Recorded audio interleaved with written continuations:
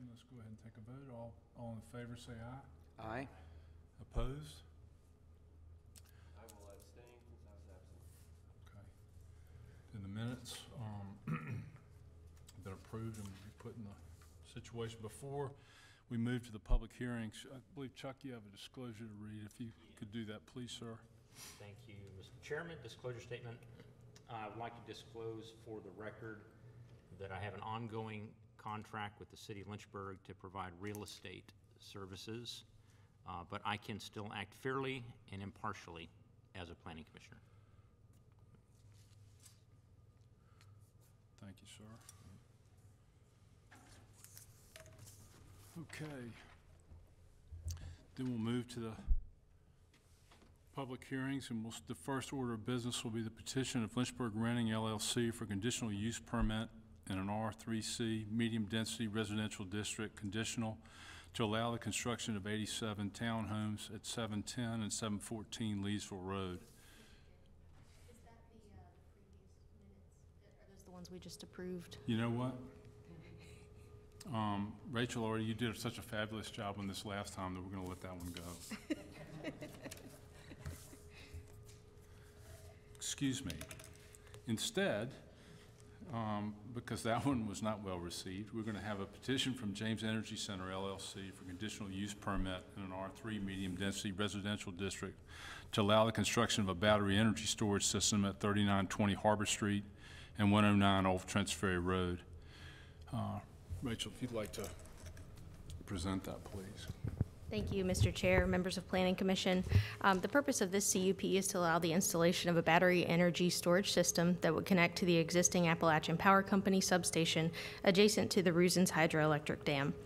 The existing R3 medium density residential district was established in 1978. The zoning ordinance considers this petition a major public utility service, and these uses are permitted in residential districts upon approval of a CUP from council. The city's comprehensive plan, future land use map, recommends a low-density residential and resource conservation use for the property. Resource conservation areas encompass lands with special natural characteristics that limit land uses and development to protect the city's environmental health. On privately owned land within our conservation areas, the intent of the plan is to allow appropriate land uses and infrastructure as long as the environmental value of the areas is considered or preserved or enhanced and protected through buffers or other best management practices. The properties consist of 4 3/10 acres located at 3920 Harbor Street and 109 Old Trents Ferry Road. The property at 109 Old Trents Ferry Road is currently vacant, and the property at 3920 Harbor Street contains a 2-story wood siding home built in 1905. An electrical substation and hydroelectric dam are located nearby. The submitted narrative indicates that no battery energy facility equipment would be located within 100 feet of the adjoining property boundaries, and the facility would also have a 20-foot vegetative evergreen buffer. The facility would improve stability and reliability for the electrical grid and should have limited impact on the area. The city's technical review committee reviewed this petition on February 14th, and Planning Division recommends approval with the condition outlined in the packet. Thank you, Rachel. Is there anyone here to speak in favor of the petition? If you'd come forward and just state your name and write it on the page that I think Rachel is now holding.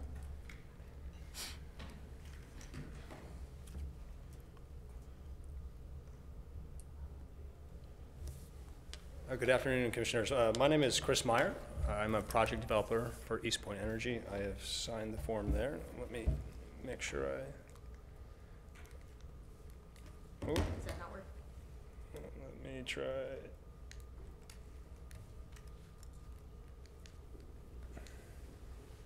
It should be this one. I can advance it for you. All right. Thank you, Rachel. Sorry to bother you with that.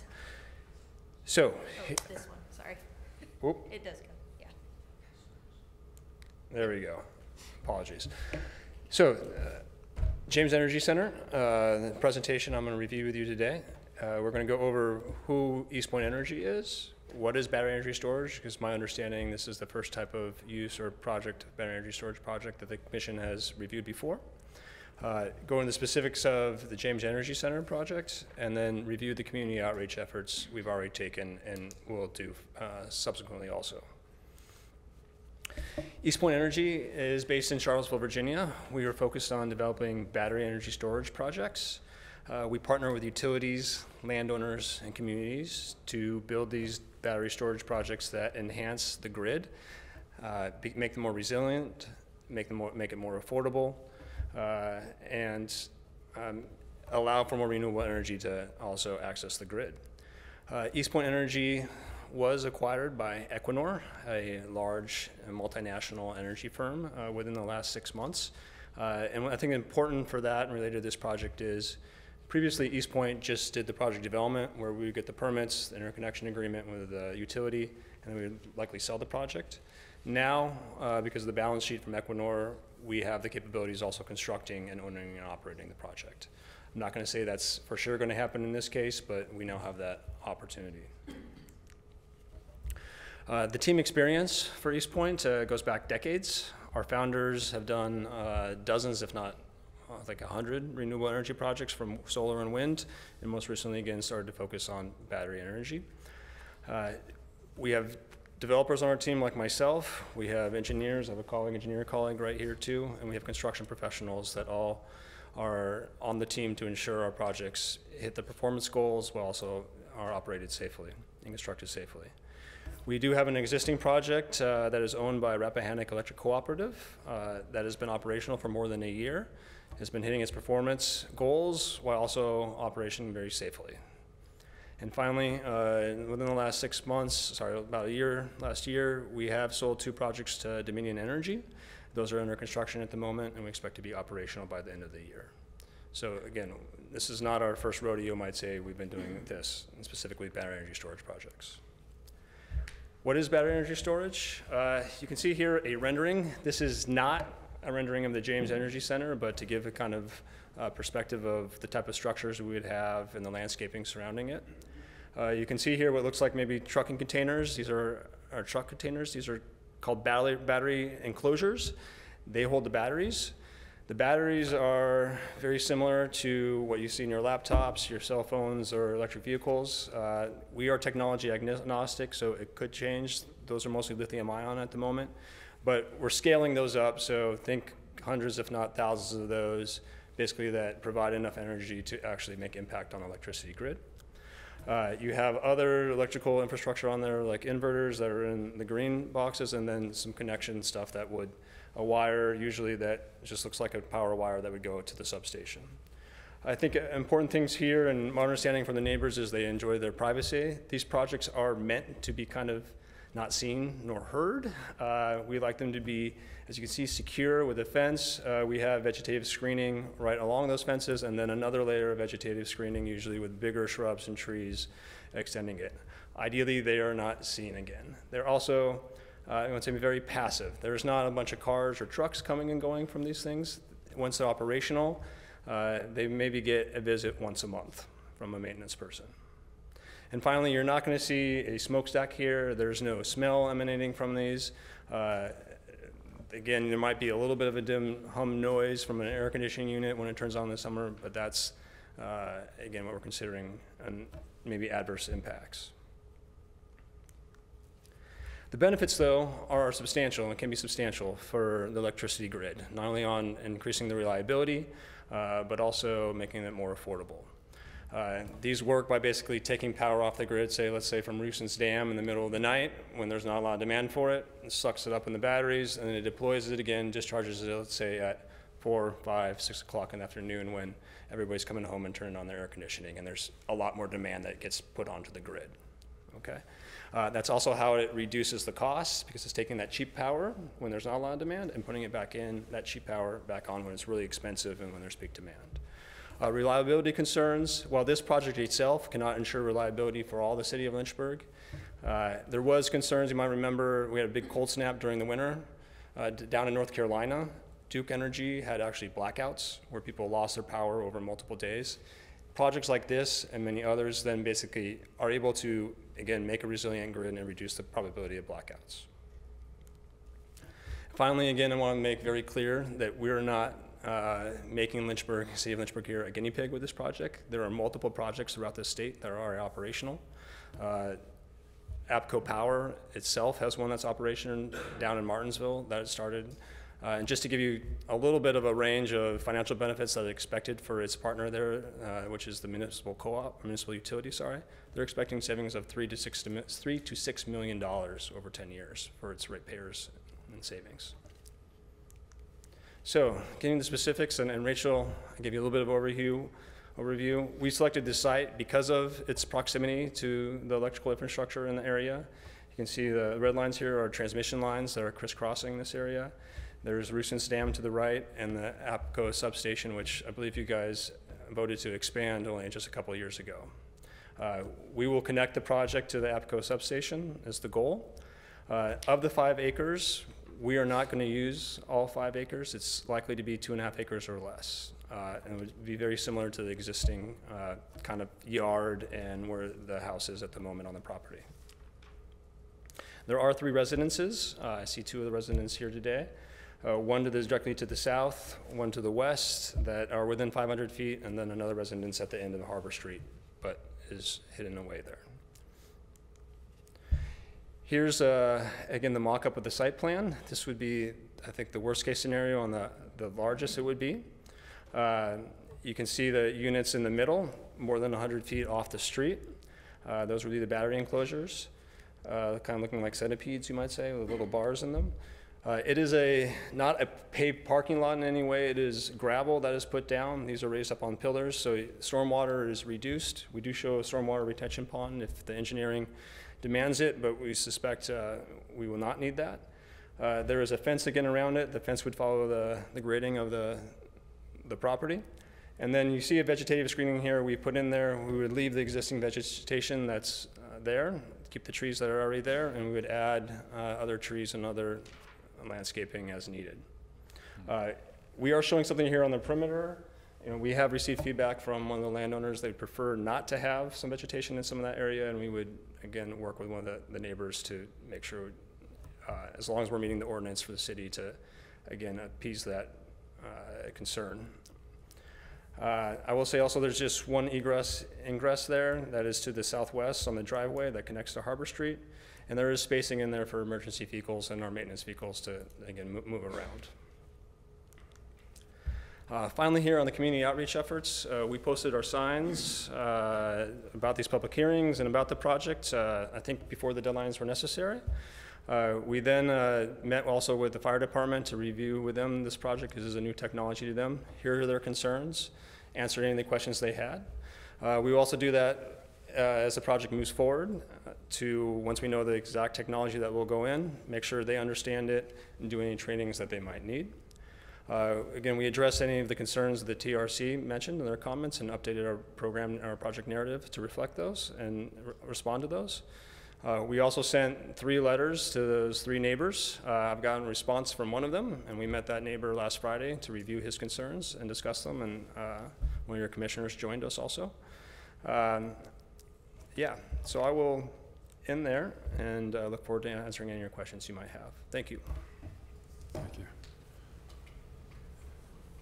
Is there anybody else who'd like to speak in support of this petition?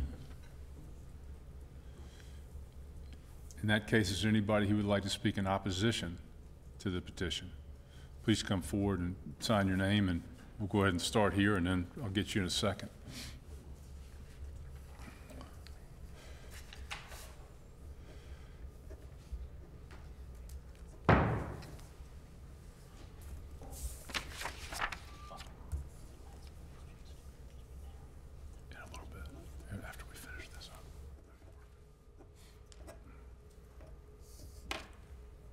Is that good? Go ahead. What's your name, sir? I'm sorry. Neil Buckley. I live at 3921 Harbor Street, right across, kind of more directly associated with the project itself. This is my first municipal experience, and I've been very impressed with the level of consideration given. I thank you for that. We have a really cool little green space where we're at. There's some really hidden gems tucked away. I know most of the city enjoys, obvious things like Blackwater Creek, but I've hiked around behind White Rock Hill. I've paddled the entirety of Ivy Creek. There's some really nice little things that most citizens have never been to, and we're kind of one of those nice little spots. People enjoy both motor and non-motorized boating down there, can kind of see us. They're very close by, lots of fishing. I've seen photography classes down there. So it's a really great little spot, tremendous history there. And so obviously in the neighborhood, we're very protective of this enormous and crazy privacy that we have. Met with the project, and just 3 things that we talked about that I think, if this project were approved, aren't major issues. I think we're kind of in agreement. One is noise-wise. We didn't want there to be any elevated HVAC units, and they said that they didn't think that would be possible. We didn't get the complete guarantee that that would not happen at all, just for the noise aggression, and then it would raise the height of the project. But it sounded like that wasn't going to be a big one. Light-wise, we have tremendous sky. You can see the Milky Way at night where I'm at.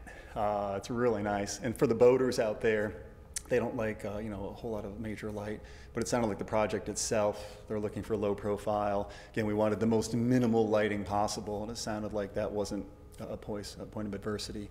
And then the next was the generous vegetation. Again, we want as much generous vegetation as possible, and that sounded like kind of in keeping. I think the 2 points that are concerns for me, one is the footprint of the project. Obviously, we want the smallest footprint there.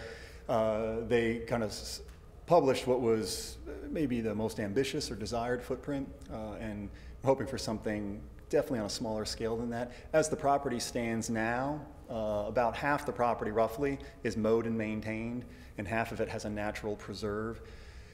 The hope was that the project, if approved, would be only in the currently occupied and developed area, that it wouldn't impact whatsoever on there's like a depression or a dell that's wild in there. That is very, very significant for all of us in terms of our view and our movement, and for all the wildlife as well. So we're hoping for a very well-defined, limited footprint that wouldn't go beyond that.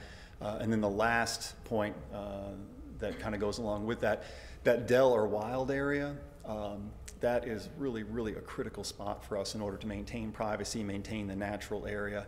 I mean, there are kestrels down there. I got nesting bald eagles. It's really a remarkable area. If this project were to get approved, that would be a very significant change in the zoning as it stands. And there could be this gentleman's agreement that, oh, we'd have no reason to get into that wilder area. But that's not to say if 5, 10, 15 years from now, there might be ambitions to move, 50, 100 yards, what would sound like just a little bit of a nibble. And it could be that, a new commission, new council is at work, and they'd be like, well, this is already zoned for industrial kind of projects. Would be a little more. That's the fear. The fear is that, so we wanted to find some way that that area could be protected in absolute perpetuity. So, thank you.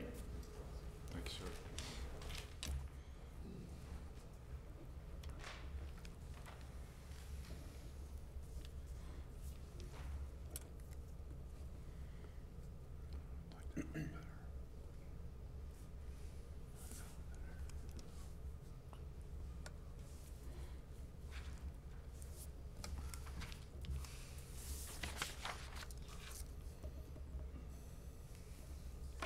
Good evening. Thank you for taking a few minutes to listen to what I have to say, along with what Neil just said, and I appreciate everything you said. I live at 3939 Harbor Street.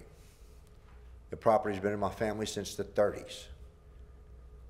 But what a lot of people don't know is that since the middle 70s, I have a pile of sweat equity in my place. I mean, a pile of it. And the city inspectors come by, and the tax people notice all the time I was doing it. And I have killed myself to build this place. Now, I can't afford to lose any property value whatsoever in it. And here's the last point, what we agree on today is everybody stands and says, okay, here's what we're gonna do, and this is as big as it's ever gonna get. I've been around a while, and I've seen everything change. And like Neil just said, sometimes you give them an inch, and the next thing you know, they own the whole block. Or they decide, well, we're just gonna add a little something to it. And by the time it's halfway done, when it can't be undone, it's real big. But I've worked very hard, and I have some concerns about egress in case something does happen. I've worked in industry most of my life, and I've seen what can happen when all it takes is one person to do something wrong. Imagine one connection inside of one battery fuselage, one connection. That's it. It's going to catch on fire. Something's going to happen. It's not going to be caught until it's too late. There's no city water down there supplied. So if the fire department does come, they're on their own. They can't draft but water 12 feet vertically out of that river. It's going to take a while to get a pump going. So there's no water down there to put the fire out. So when they get there, they're going to have limited resources. And for such as myself and Neil, if it happened and he knew what was happening, he could get out. Myself and my wife, we could not. There is no egress. So I just kind of feel like I'd like for the place to stay where it is, the way it is. Thank you for listening to me. Adam Turner. How many people live in your area? It's just myself and my wife and her. We take care of her mother. Her mother's 87 years old and she lives with us. So, as a matter of fact, that's the, you know, if something happens, I already have experience. They sent a fire truck down there one night because that's what the EMTs have. There's nothing on the ambulances. Well, you can barely get an ambulance down there, okay, much less a full-blown fire truck, as it is now. After they widen the front of the road, they will be able to get a fire truck to that point. But if they need to do anything special, Harbor Street itself is one lane, okay? So there's not a lot to turn it around or anything else like that. There'd have to be some considerations made in case something did happen. But that's it. I'm at the very end of the road, and it's just us. Thank you, sir. Thank you. Thank you. Is there anybody else who'd like to speak in opposition? In that case, would you like to come up and offer rebuttal to what you've heard?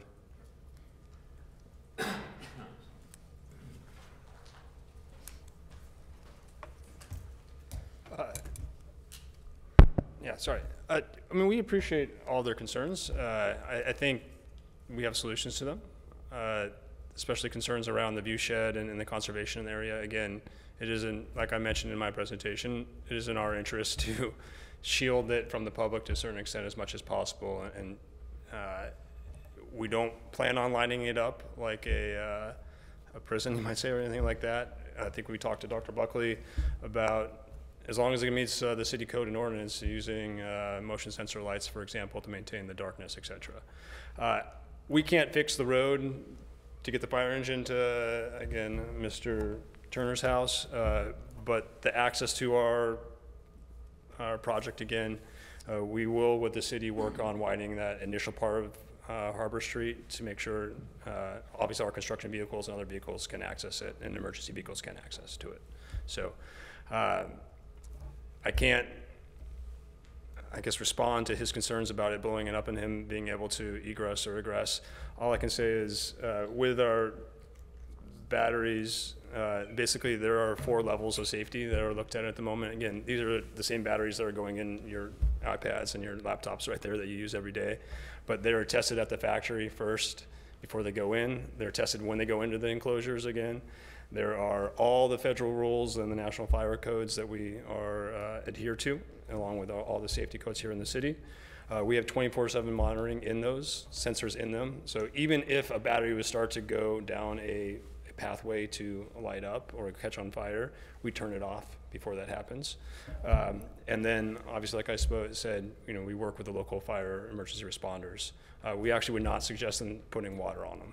So.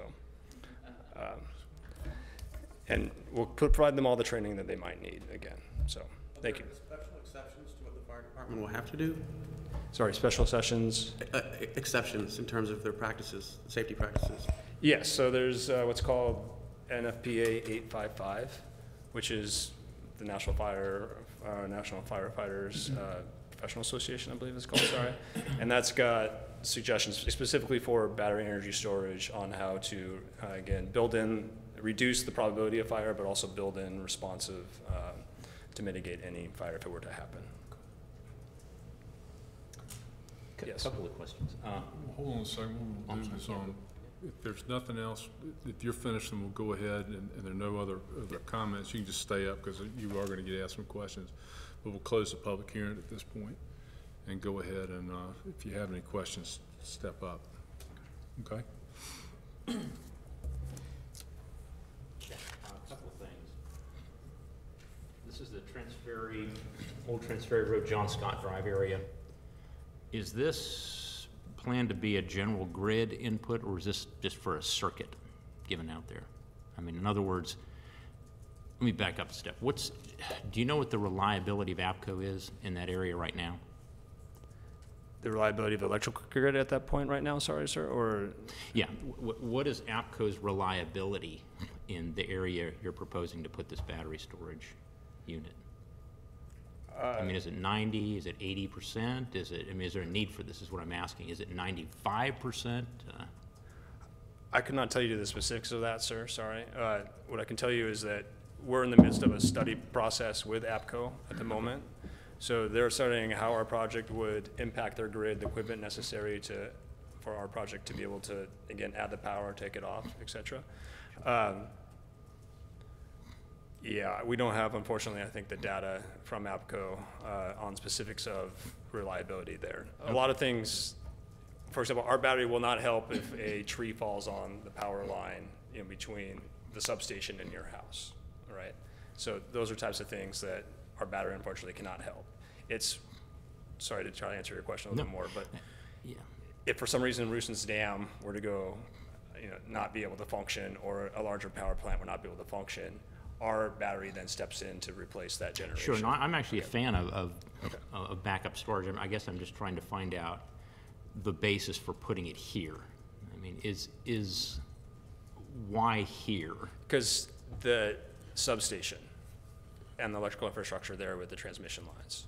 So, kind of leading to the next question, I guess maybe I'm not being that clear. I mean, there's substations all over Lynchburg. Why put it here? I mean, is this feeding a circuit, a particular circuit? Because you're only going to get so much kilowatt hours out of that battery, Correct. right? And so much megawatt hours out of it. That's right. You're not going to feed this into all of Lynchburg. I mean, Correct. What's the purpose of it going here? So as part of our development process, we look at all the substations and evaluate all the different parcels in town and then we start negotiating with landowners who might be of interest to sell us or lease us the land. So this parcel, again, because it's near the substation, we are doing development in other parts of the town also. Some of them, I'll say, are by right, and others would require permits. So we're in active development and conversations with other landowners. So it's not just here, but it is, again, where we can access the infrastructure. We don't know what APCO's reliability or other space they might have, or what's going on So with the there's not grid, because necessarily they keep a that all need for this here, I guess is what you're saying. correct. Okay. But there is need on the grid in general. But this doesn't feed that the specific general grid. neighborhood Okay. is, the project's not meant to that specific neighborhood. It's for the grid in general, if that makes sense. Okay, yeah, that helps answer. The other question, and I probably was trying to pull up a map when you were answering it, didn't hear what you said. What is the battery tech on this? What is the storage mechanism? What kind of chemical storage is this using? I mean, it's not like molten salt, obviously, or something, or Correct. sodium, nickel, metal hydride or something. What is this? Right. We're battery technology agnostic. So this could be like a Tesla Powerwall. It could be some other. Lithium-ion, At the so moment, a lithium. lot of it's lithium ion. Okay. Okay. In 2 or 3 years from now, we don't know exactly. It kind of depends also what the utility company wants. Okay. So the exact type of battery and the chemistry, I cannot tell you, other than it goes through all the safety and rigor process. So I guess I am a fan of battery storage. I'm just trying to establish one. So right now, are you saying that there's not necessarily a need for this where it's going? It's just a matter of convenience because there's a substation and available land? And second, you're not certain what kind of technology is going to go in there when it goes in? I can't tell you the exact type of battery that's going to go in at this moment, sir. No. Okay, okay. There will be some kind of battery, and it'll probably be very similar again to what's in your laptops or in the EVs at the moment. I have a question on that same note. You know, I'm not certainly not a battery expert, but I know that Boeing has experienced some issues with lithium batteries in their fleet, and they can create quite a problem. So is there any kind of suppression system that is put into these? You know, that fire is one of the questions, I think, that have been brought up. Correct, yeah. So do these, are they self-contained Howland or foam? Do they have some kind of self-contained fire apparatus within them to prevent any kind of massive, you know? Correct, yes. No, we have multi-layer kind of systems put into place.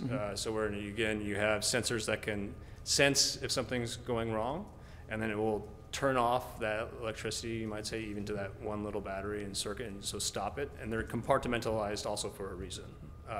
So something would not spread necessarily. So there's kind of the idea of multi-level suppression. I cannot tell you the exact specifics, again, because it depends on the technology and the type of battery you get in, but there are, I want to say, the equivalent of some type of sprinkler or something else that would then, again, within the compartment, try to... So there isn't a suppression system Put in the something compartments? out, yes, Okay, correctly. that's what I want to know. I have a question about, again, about the batteries. You say that the power is going to be coming from the river, the water power right now, right? That's, That was an example. We will not have a direct line from Rooson's Dam. you won't? No. Our direct line will go to the substation. Okay, But Yeah. the dam puts the power onto the grid, Right. it goes, all the electrons go all over the place, and we're sucking some of that up, basically. right. Uh, So, my question is, for people who have solar power, for instance, and they, if, you know, they're generating more than they can use and their power goes onto the grid, so will yours also take whatever's on the grid? I mean, it'll take... Correct. So our agreement, though, and how it works with the utility company, they only will usually allow us to take power off at certain times of the day. So they don't want us filling up our batteries when there's high demand, nor do we want to do that because it doesn't make economic sense for us, because that's when the electricity costs the most. So the whole business case for us and functionality, and they will limit us. And again, usually the power companies are owning and operating them. So they know when there's more power coming onto their grid and when it's the cheapest, and that's when they fill them up. Okay. And then they're sensing when, let's say it gets cloudy outside, and all these folks who had their solar panels on their roofs are putting power onto the grid, and they're like, oh, we're not gonna get that, so now I'm gonna discharge this battery to make that up. So it kind of works like that. So the power you get is also agnostic? I mean, it could be solar, it could be water, it could Yeah, be it can, whatever. I mean, there's, at all times on the grid, there's a, oh, I had a slide. Oh, well, there was a slide that kind of, there's all kinds of power sources coming on the grid. You have a nuclear, you have a coal, you have a natural gas, you have dams, right? And so all those electrons mix on there, right? And we're getting a mix of them. So unless you're connected directly to that solar panel on your roof or directly to our battery, then I can't really tell you exactly what type of, where that electron came from. Okay. So maybe, if I may, maybe offer a little clarity on this, what this is too, and maybe you can correct me if I'm wrong, and I'm not against it in principle at all. Again, I've worked with these things for a while, these concepts and whatnot. There's something called pumped hydro. I don't know if you're familiar with that. They'll build an artificial lake at the top of the mountain, and in the daytime, the water runs down through a tube and turns a turbine at the bottom of the lake, at the bottom of the mountain, and fills another lake. And they sell this electricity when it's more expensive to produce it. And at night, when the electricity is cheaper to produce, they reverse the turbines and pump the water back up the tube, back up into the lake again. So the basis for this, and forgive me for saying this, isn't necessarily that there is a need for emergency backup storage. More accurate maybe is that this is a business model akin to a solar farm or pumped hydro, whereby you accumulate energy into the batteries at key times from whatever technology is handy and sell it back into the grid to output. Yeah, that's definitely one of the main things here, and it kind of shows, I think, what you're talking about right here on this. Again, we're filling our batteries up late at night and in the early mornings, and you're selling it basically at 4 o'clock. That's one of the main business cases. Again, but utilities will also see, for example, all right, I'm gonna have these power plants going offline in the future, or I need to plan basically for when we're gonna have peak demand. So it's kind of like the Walmart parking lot. How big do you build a Walmart parking lot? for how many cars you're expecting on You're an the day before electricity Christmas, seller. right? Yeah, And so the exactly. grid is, they're building the grid to do all that, and they want as many different sources though to be able to meet that peak demand. And our project will be, again, one of many that can help do that.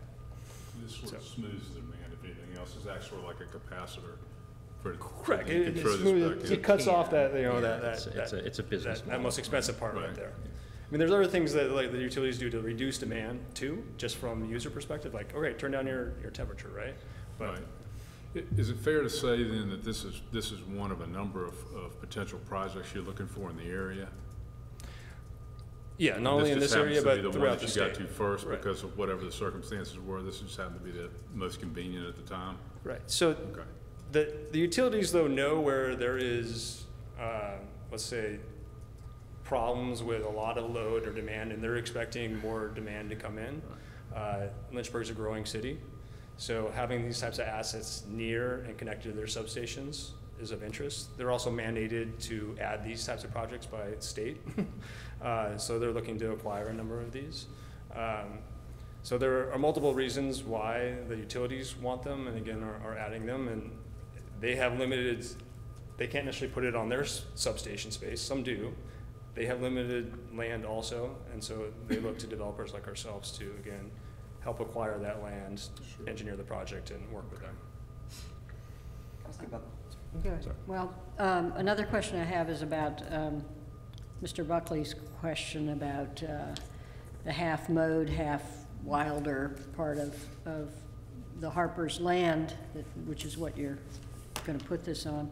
Are you going to maintain that as, well, I see down at, toward Trent's Ferry, it's all tree lined already, and a lot of trees toward Harbor Street too. And I guess the trains don't care on that side of it, what it looks like. But, so I just wonder, are you going to maintain it? Are you going to keep mowing the lawn, or are you going to let it grow up, or what will it be looking like? Yeah, I'll go back to this rendering again. It's not specific, but there's probably, we can mow it. I think our preference is probably going to be to build out small shrubs, landscaping that emanates from the fence to the road, for example, and out. Slowly getting bigger and taller, because we can't have a big oak tree right near the fence that could fall on the project. But again, it goes out, providing that vegetative screening. Mm-hmm. We're happy to work with, preference on native species and all that. Again, our preference is also leave the existing vegetation where it's at. Mm-hmm. I know Dr. Buckley, it's the northwest corner of the property, has been cleared, and so to help improve his view shed, and he maintains that at the moment. We're happy to continue to allow him to do that and not plant a bunch of trees that he'd have to cut down. So, yeah, I think we want to balance making this again hidden and protecting that, and maintaining as much vegetation as possible and conserving the land while also addressing the concerns that the neighbors have on their view shed. Sorry, did I answer your question? Or? Yeah, I think so. I'd like to find out from Mr. Buckley if that answers his question. Or if Again, it's the, I maintain that property, just as graciousness from my neighbor who owns it, just to maintain the view and just brush hog it occasionally. If I had more oversight or control of that property, I'd probably, pull some stumps out and, have more greenery going on.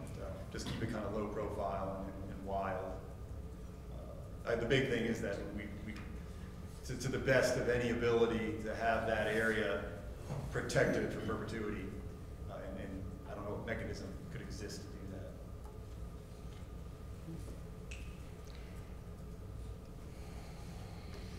I have a question for maybe Tom. Do we know if there are additional investments that the fire department will be making or have to make because of a project like this? I don't believe so. They didn't reference any of the TRC, did they? No. They did not. I know you said you met with them specifically about well, you met with the fire department. Yes, I mean, we met with the fire department before the TRC meeting, so we met with them, I think, in mid-December, with Captain Say, who I believe is the fire marshal, and a number of his team. And they had their comments that they submitted to the TRC, and we reviewed those and I think addressed those. But it was more around making sure there's a lockbox and that the fire trucks could work around and not have to back up, which again increases kind of the site footprint though, and be able to allow that truck to drive all the way around. So.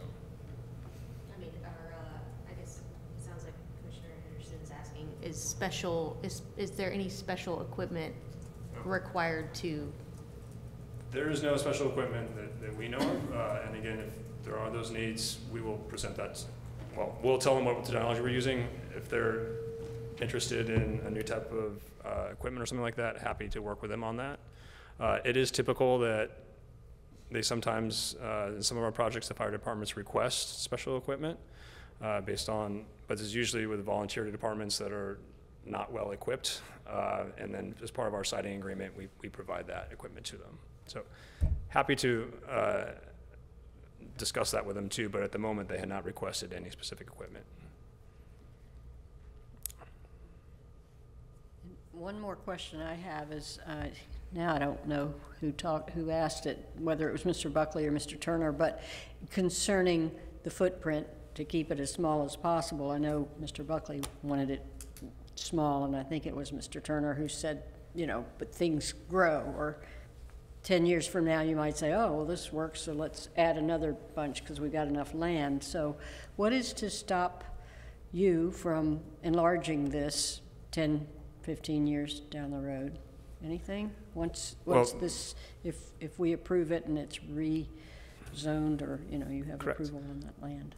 So my understanding of the resolution you might pass is that we would be stipulated to the site plan that we've submitted as part of the project narrative. Okay.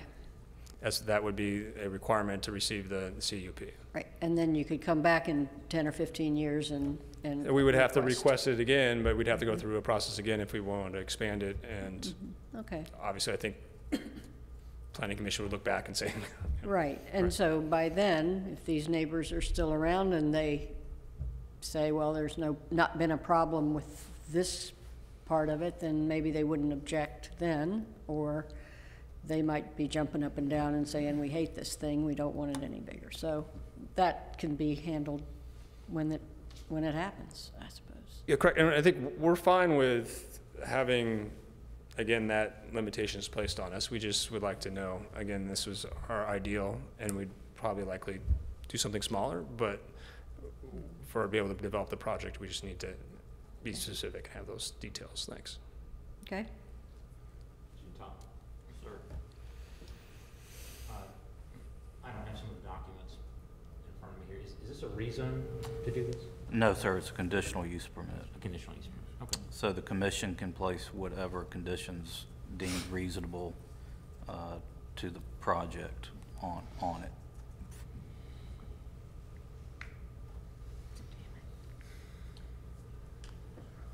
One thing about the footprint, when I was at the site, there are, you don't really see this here, but there are some pretty strong limitations based on topography, that if you're gonna expand too big, it's gonna cost an awful lot of money. And so there's some limitations there. And that also falls in the area that are zoned, or not zoned, but mapped on the future land use map, resource conservation. So I'm always concerned about tapping into those, but in reality, I think that part of the properties are not going to be touched. There's some steep drop-offs down the railroad tracks, and then over on the, I believe it's the west side, where there's a little cove, it's also pretty steep. And I just can't see building much on those areas. So I think if everyone's comfortable with where the site plan ends up, and of course we don't see that, it's going to take revisiting that down the road, and also a lot of investment to expand into those areas. Can you show me on that map how much of that red area you would be covering with these, what look like tractor trailers to me, but. So, again, this is, sorry, north is to the right here, all right? So Okay. your Glen, and you can kind of see the flood zone area at the bottom there. Right. That's, the Glen goes up from there. This was the ambitious site plan that would be doing a fair amount of infill into that area. But you're still protecting that bottom part of it. So that looks like it's using about half of the acreage that you'd be acquiring, or however you're getting this, but I can't tell, is where it says north, that's not part of the property at all? If you back up to that red thing, that's the property, right? So.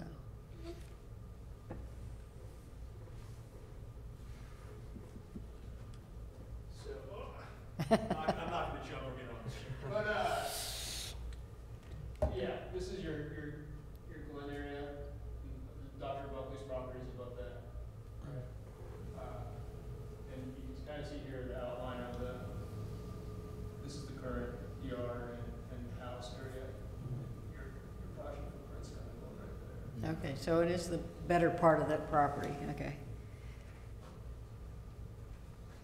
Okay, so not a lot of room to expand if you wanted to, Well, I think except as for the commission- fact that you're saying you're gonna do something maybe Well, smaller. as the commissioner than- mentioned, we would have to, we have to get a building permit and all the engineering rules and ordinances around slopes and steep slopes, et cetera, we would have to follow. And Okay, I don't know the exact rules here, but we probably have to come back before to get a slope waiver, or have to invest a lot of money to grade, move a lot of dirt around, and build retaining walls that would make the project uneconomical. The only other question I had along those lines, based on the mock-up that you just showed us previously, we're talking about gravel underneath those, just Yeah. underneath that footprint, where the actual battery grids are, right? So that you'd have vegetation around that? No, let me, where'd that go? Oh, sorry. Let me go back to, here's a real project. You might see there. Right, It's gravel. okay. So you it's have- gravel for that whole footprint then, not just underneath there, okay. Correct, yeah. That whole footprint basically becomes gravel Perfect. with, again, the structures on it. All right.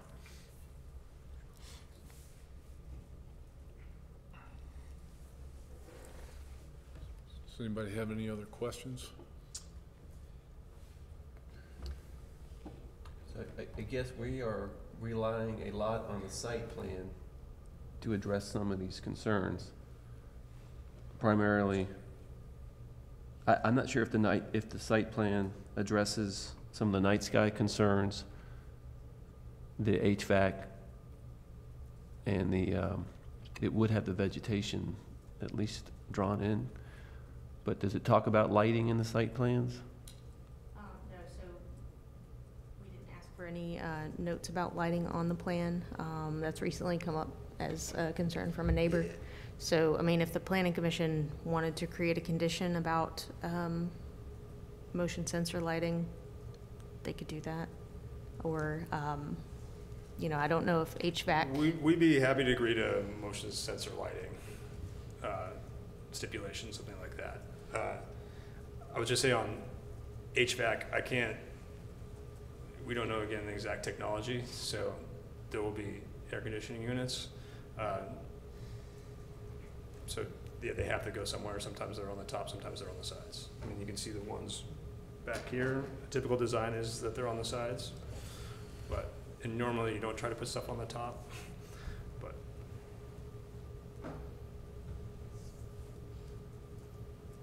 My only concern, that would be one of my concerns. Knowing you're looking at the gradient, it looks like these would be at about 30 feet below, 20 feet below the back property line.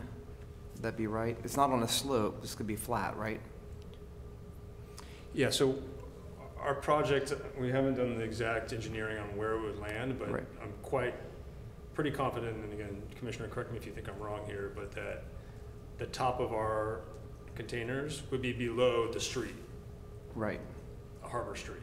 right. Of course, if you did, if you actually only have 50 feet, so that's what I was saying, if they start about, 30 or 40 feet down, and you had some kind of a box on top of it, that would just extend the height more. I think that would be my only concern. I'd be most concerned about the view shed myself. I'm familiar with the property and I've seen it. And I think that would be the one thing that would be a holdup for me.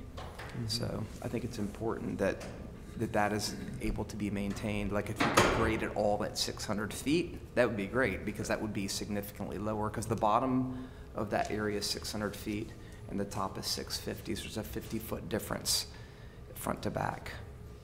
Okay, and Tom, correct me, we have to be 100 feet from the road, correct? The actual battery containers? The batteries themselves will be 100-foot setback from the property line.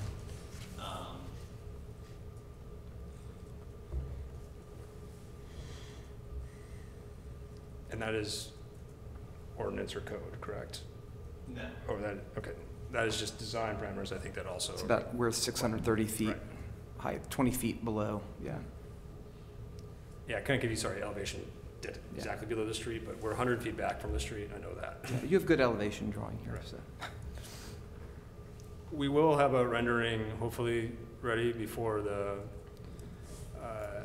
city council meeting. The engineers now are working on it, that we finally got some more feedback. Also wanted to wait till we engage some of the landowners. Yeah, it's certainly nice to see that, to get an idea. That's really helpful. Wish we had that. In terms of the view, it's not been pointed out, there's an existing structure on the property. Right. That's been abandoned, The house. and it's an eyesore, and that's gonna be removed. So, there is a trade-off there. I think if the vegetation is handled right, and, it could end up not being as obtrusive as it is right now even. The property could look a lot cleaner. Granted, it's gonna have a larger footprint than the house does right now, but, I think it's worth the trade-off. It won't be as tall as a house, or not as tall as a two-story house, right? These, Shouldn't be. they will be? I do not think we'd be tall as the house. Okay. What is the buffer, the vegetative buffer?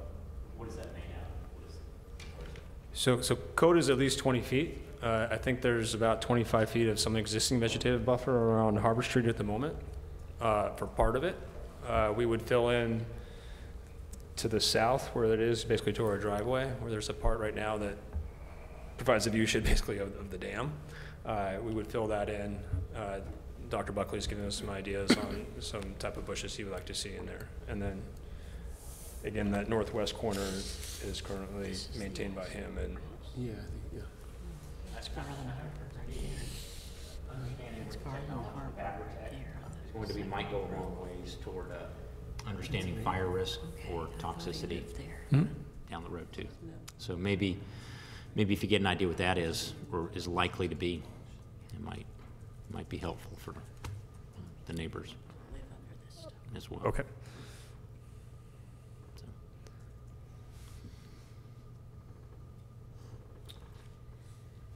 So. I just think I was out on site with the petitioner and Dr. Buckley, and I saw a lot of progress going towards common ground in the hour we were together, and I anticipate that continuing. And so hopefully that dialogue stays open and you guys are working together on the final product. Yeah, no, I think obviously we do not, we want to try to address as many concerns as we can, find that common ground. The last thing you want, I think, as a developer during construction, and have a neighbor that's upset with you and can make your life really difficult. So I think it's our incentive, and again, to interest to obviously try to find common ground with Dr. Buckley as much as possible. I think we've already had those conversations, and I think the question kind of is what does that mechanism look like? I understand his concerns on things changing in 10 or 15 years, so what is the stipulations or whatnot? And we would like that clarity also. You know, what is that language, what does that type of mechanism look like, whether it's a proffer or a stipulation, you know, given to us by you guys, et cetera. So, or, I mean, we can work something out with him, but I don't know if that would be a legal agreement or what, so. Well, I think the big thing is once everything is approved, that's the site plan. If you want to change it, you've got to go back through the whole process again. Correct, so. Yeah. I would say that if the neighbors prefer that you have motion sensitive lights, then I would want that proffered. But I don't know if that's what you guys want.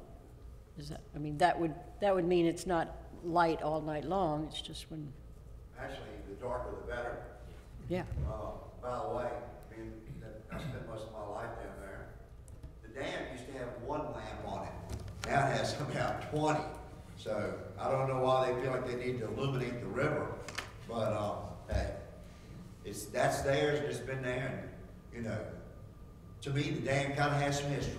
I know a little bit about the dam and stuff like that. And like I said, I spent my whole life down there, but the batteries and the battery park and all this kind of thing, there's no history there, none whatsoever. And for what it's worth, the batteries.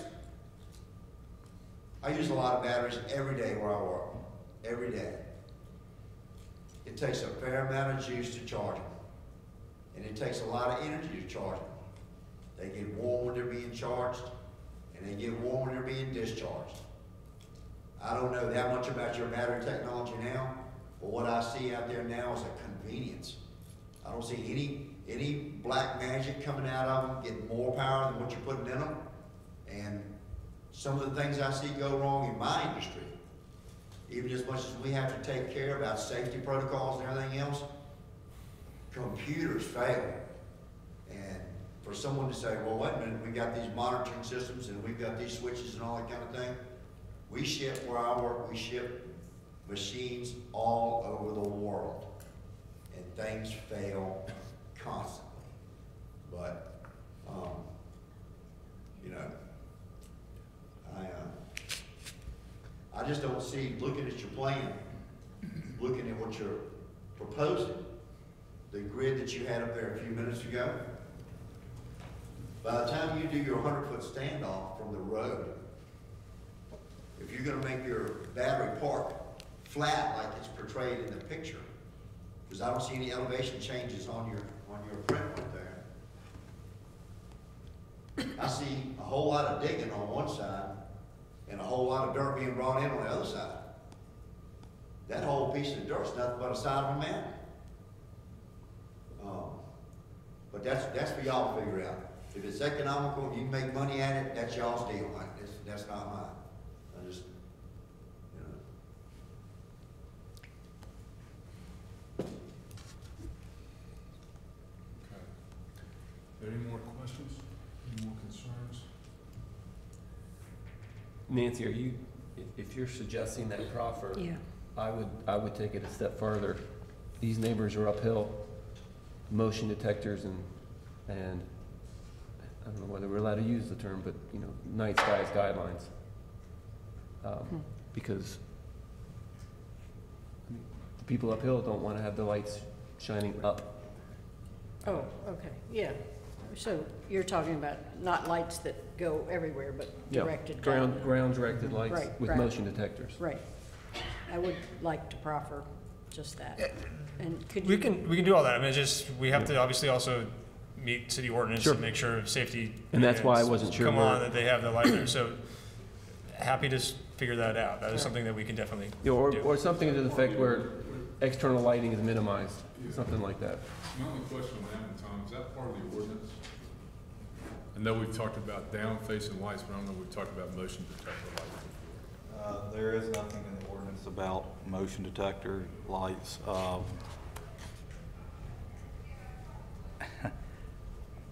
my humble opinion on it is, I'm not sure why you would want motion detector lights on it. You know, deer gets in the compound or whatever and sets it off. It's going on and off every night. If you don't want it to be lit at night, unless somebody's down there having to work, don't light it, right? That kind of makes sense to me. Humbly, what I'm hearing is that there's a lot of questions here. The petitioner has submitted a concept plan with kind of something much larger than what they probably anticipate building. And if the commission is comfortable with that and adding these couple of conditions, and they're conditions, not proffers, but if they're comfortable adding the conditions about lighting and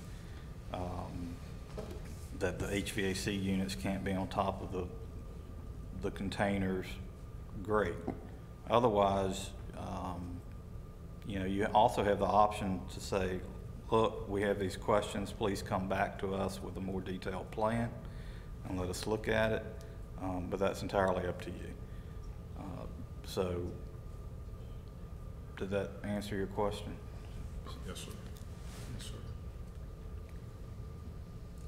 Well, I'd say that if you, I would feel comfortable voting on it today if you can come up with a written, you know, these conditions have to be written, right, Tom?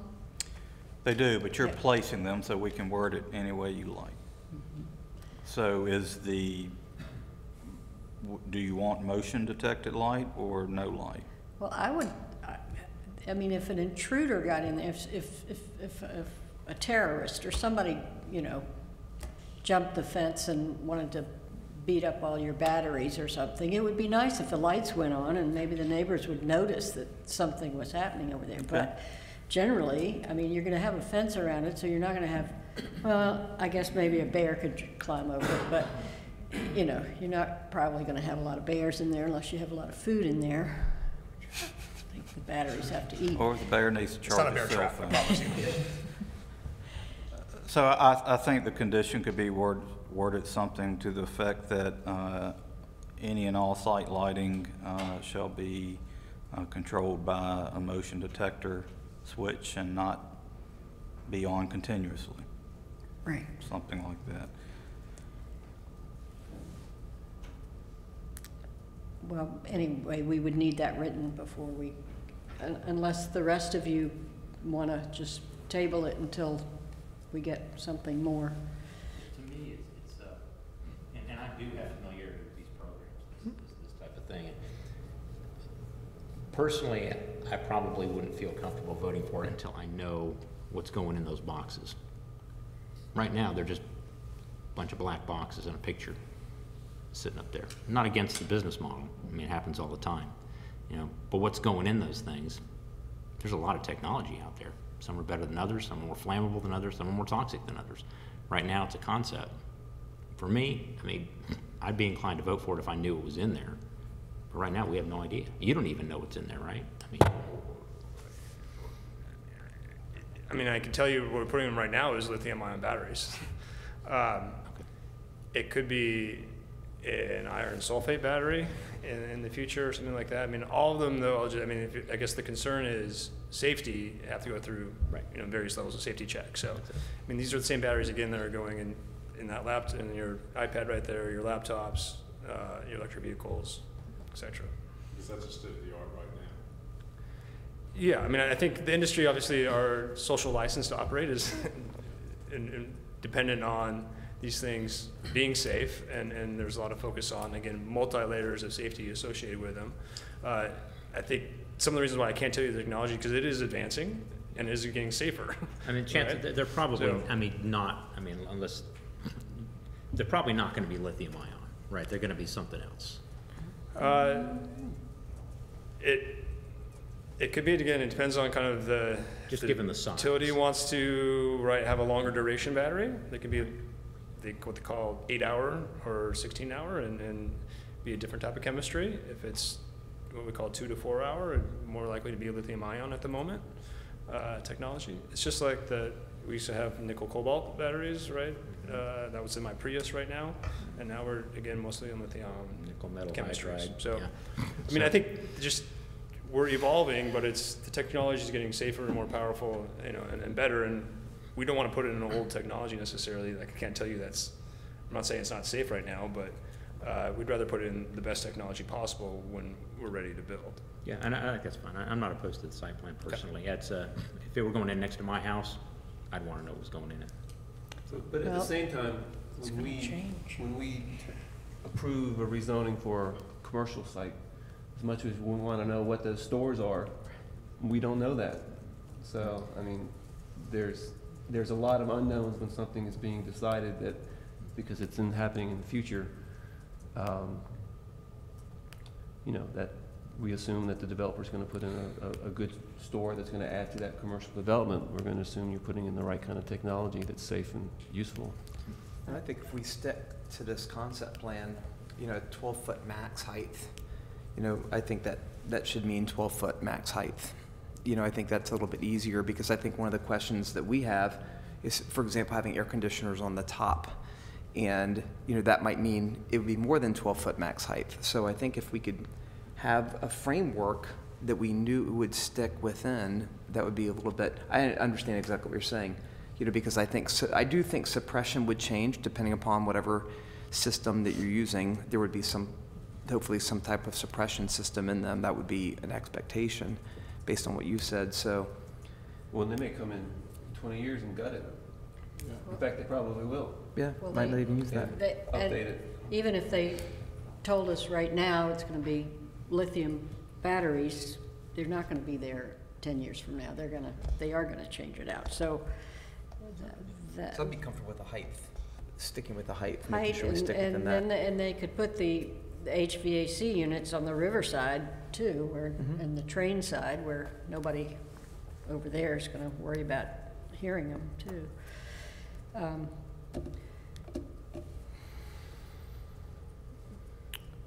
But we would need the conditions spelled out. And So what I'm hearing then is the conditions as we currently have them are the motion lighting and the max height. Is there anything? Well, I wrote down 3 conditions, All right, if I may. So the first one is substantial compliance with the concept plan. Number 2 would be all site lighting shall be controlled by a motion detector and shall not be on continuously. Number 3, HVAC units shall not be located on the top of any of the battery enclosures. And number 4, the enclosure shall not exceed 12 feet in height. Does that capture what you were getting at? And the only other question I was going to ask was, as you move from a concept plan to an actual approved site plan, is there any other thing that would help you as far as helping your work, help manage that process better? I think if there was an area that the neighbors were interested in having more of a manicured appearance, having that shown on the plan would be helpful to us. I'm not sure if you've indicated that, or if you could revise the plan prior to council, that would be very helpful. We can provide a revised plan showing vegetation. I mean, I think, again, willing to work with Dr. Buckley to I mean, he's suggested some things.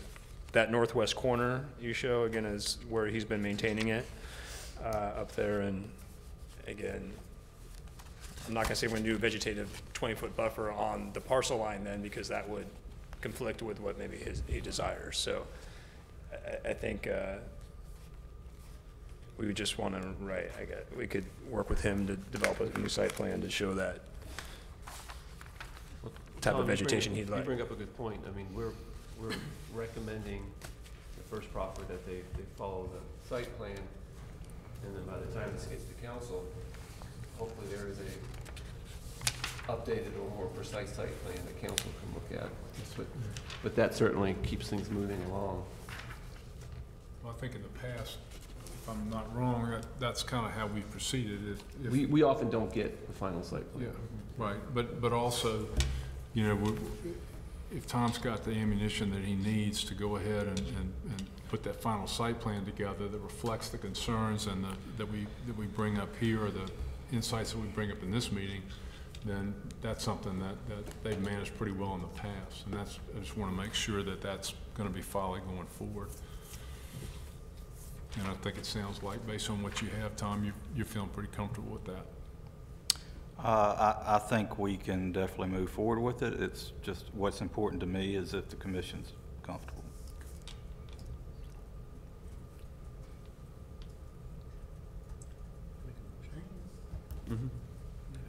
Will someone make a motion on it?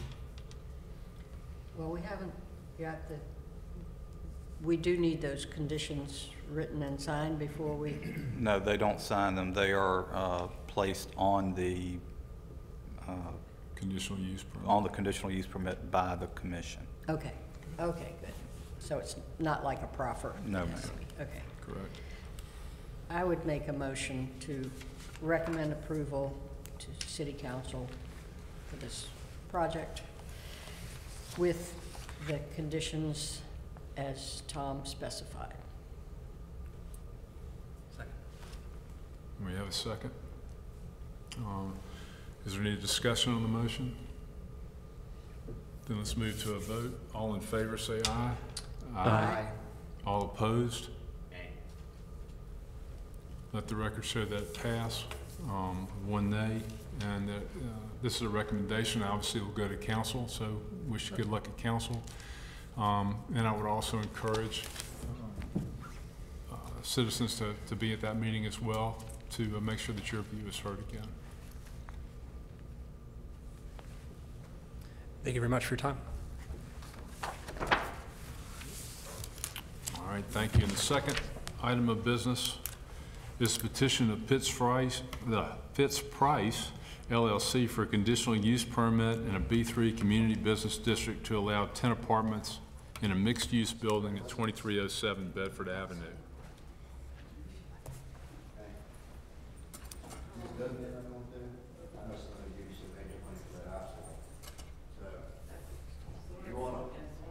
This don't happen, call me first.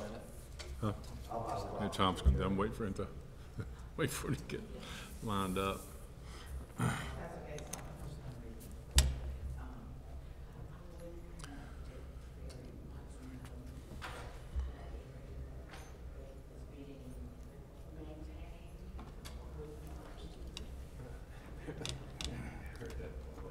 And Tom? Sir. Would you like to present that, now that you finished your AV duties? I think so, absolutely.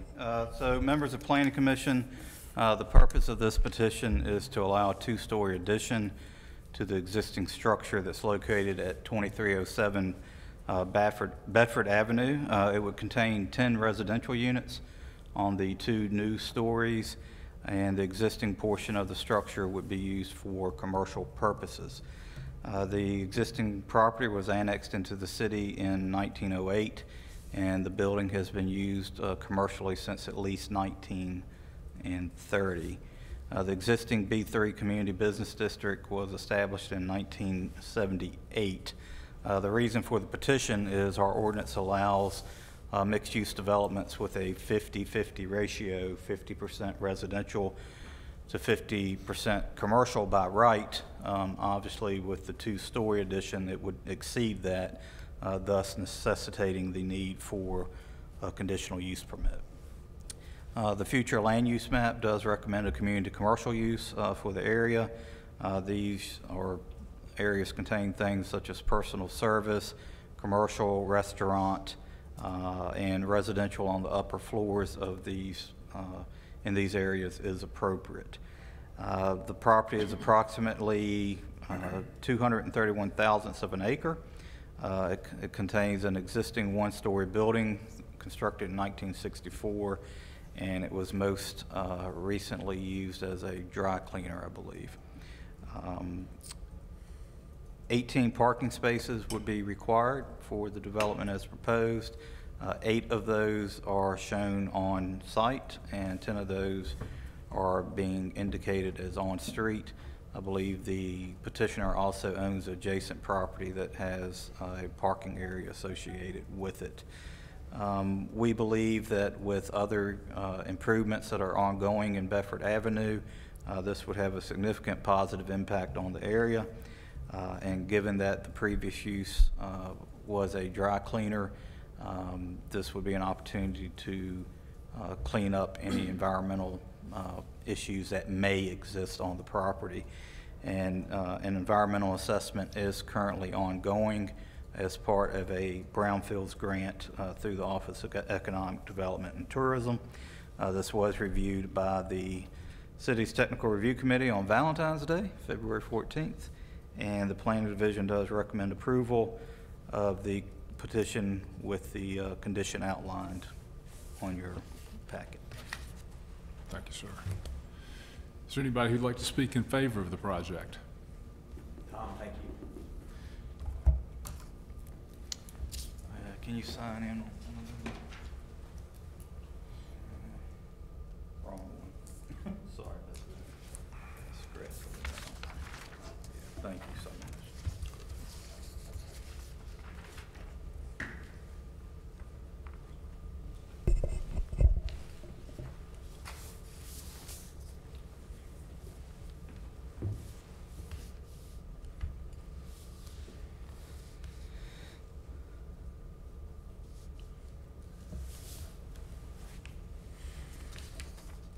Tom, thank you. Guys, it's a joy to be with you. For those of you that I don't know personally, my name is Daryl Calfee. For those of you guys that I do, it's great to be with you guys again. I heard a really wise saying from George Dawson, of all people, recently. And he said, I've asked myself the question, what kind of community do I want to live in? And I respect and love George so much. And when I heard that, I thought, man, that's just a great way to think about life and being a part of our community here in Lynchburg. As many of you guys know, Johanna and I have personally invested in downtown and the surrounding area since 2009. And it's interesting, to establish trust, you have to have a period of sustained performance that says, hey, I'm capable of doing something and doing something well and being consistent in those actions. And I think that we've proven that over the last 15 years. And so in the last 5 years, we have hunkered down on Bedford Avenue. And a lot of you guys that drive through that space consistently and understand its importance in bringing it back to life, because it's a bridge from Rivermont back to downtown, and how it's laid in disrepair for many years. And so I think the thing that's interesting is that Johanna and I have found our sweet spot in being the people that take the risk to do the buildings that people just drive by and say, man, somebody should do something great with that. Some of you guys might have been the recipients of the beneficial side of that. Maybe some of you guys ate at Bacon Street Bagels recently, or maybe your kids went to karate at Renaissance Academy of Martial Arts on Commerce Street. Maybe you bought one of our, or saw one of our renovated homes. We've done over 100,000 square feet in Lynchburg, but it's not the sexy projects. It's really the stuff that nobody else wanted to work inside of. And so as I sat at Golf Park over the years and I stared out the window across the street, I couldn't let the dry cleaner continue to look in its state, especially we've invested millions of dollars ourselves on Bedford Avenue. So the goal for us with the dry cleaners, and thanks to the help of ADO and Casey, is to not only renovate the retail space on the bottom, but to make the whole project sustainable by adding living spaces above. And as Tom said, you know, by right we could do 50-50, but for a truly sustainable project, we'd like to add 2 floors, which would give us, 10 small units. And just think it would be a wonderful add to what we're doing on Bedford right now. So. Thank you. Is there anyone else to speak in favor of this project? Is there anybody who would like to speak in opposition to this project? In that case, the public hearing is closed, and we'll ask questions. You want to come back up, Mr. Calfee, and handle some questions?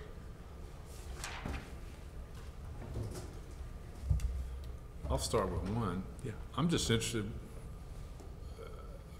we're not here to tell you what your business is, but what are you thinking about as far as retail space on that first floor? I would love to tell you the details of it, but it's a secret. No, I'm just kidding. So we have a vision for an indoor plant store that also serves beer and wine. So that's the general idea, right? So it's got a lot of glass. Right. So there's this growing trend in Lynchburg, or not in Lynchburg, but just in general for like indoor plants, like figs, palms, those kind of things. It'd be beautiful. It'd be like an indoor greenhouse. And then her hope is to have a license to, you know, pick up a bottle of wine, grab a pack of beer, and we're going to create some green space out front. And I think if you look at what we're doing along Bedford from where the Dow is at, we're renovating that old building there that was the Dr. Pepper bottling plant years ago, all the way back up to the Cavalier. Like, our hope is to really create a space where families, you know, like Tom's, walk down with their kids and they spend an evening down there. And it's something that's never happened in the last 50 years, probably, on Bedford Avenue. So. Yeah, I was just curious. Yeah. Sorry, I probably gave you more details than I needed to. Right. So. No, that's interesting. And then, as far as the, you know, just looking at what you have as far as space. Yeah. The only concern I would have is the on-street parking. Yes, sir. Yeah. As I imagine you all do too. Yes, sir. So we bought Mario's, which is next door, which is that old Pizza Hut, and we have future plans for that site as well. But the immediate opportunity there is to utilize that parking if needed. We also own the buildings across the street at what was old original Vaughn Chevrolet, and now it's a Golf Park Coffee and a handful of other businesses. So we own the parking there. We own the building that was Small Batch as well. So that'll be coming back online soon as another restaurant from Steve. And then we also own the Dollar General and all of that parking in there as well. So we feel like between what we have on site, what's on street, and what we have, you know, adjacent, we have plenty of parking. Okay. Yeah. That's helpful. Thank you. Yes, sir. I'd just say I really appreciate the reuse of a derelict property. So living on Rivermont, I've had these kind of properties around my house for a long time, and I've always been very supportive of making them do something for the community. So I think it's a really neat plan, and I think it's interesting because Bedford Avenue, you know, I moved to Rivermont. I live 2 blocks behind that, and over the last 20 years, you know, when I came, it was kind of a ghost town, other than the Food Line. but you know, now we're seeing a lot of really neat things going on. So I think this is a great adaptive reuse of a facility in the city that's been abandoned. I'll just say I share your vision for Bedford Avenue, and the stuff that you're doing is really inspiring. And I think the use of that property, the way your vision for that property is probably the best use for that space. And I love the fact that the environment actually potentially gets cleaned up as well. So. I agree with both of them.